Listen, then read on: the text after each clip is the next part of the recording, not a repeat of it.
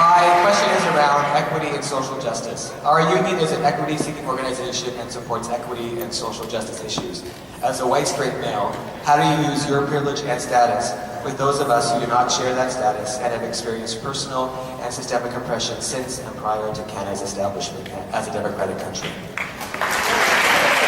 Wonderful question.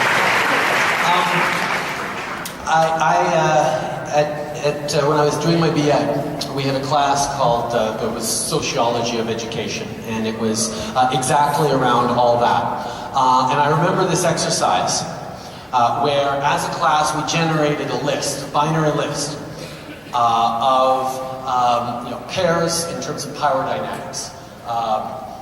White versus non-white, male versus female, straight versus LGBTQ. Q2, and all the way down the list, and when we ended up that list, generated on the list, we all had to look at wealthy, non-wealthy, all those sorts of things. Central Canada versus BC, that was one that BCers put in on that one, but it was BC. We went down the list. It was a classroom-generated list, and I realized that of the 20 or so different pairs we had on the list, I was on the power side of 19 of them. The only one I wasn't was youth versus age, and I knew I was going to get there eventually. So it was an extraordinarily powerful wake-up call for me. This idea that, like it or not, we're in a society where I was given power and a voice that I did nothing to earn, that I did nothing to deserve, other than ended up being born luckier, unfairly than everyone else. And the reflection that I had on that, I actually ended up writing a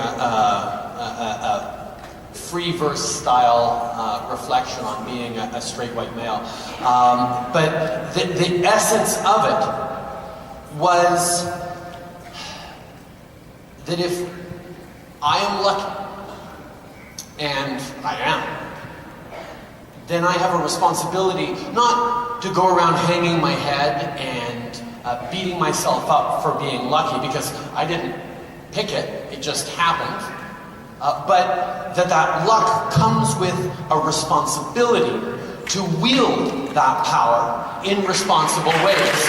And the best way to do that is to use the power that I was given for unfair and unjustified reasons to empower those who are not empowered by our society.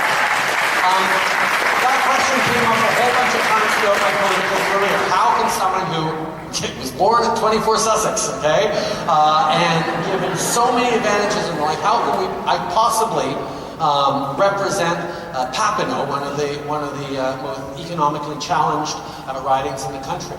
And the fact is, I said, I will listen, I will learn, but mostly, and on top of that, I will put the fact that I have a more powerful voice than most in service of people who need powerful voices on their side.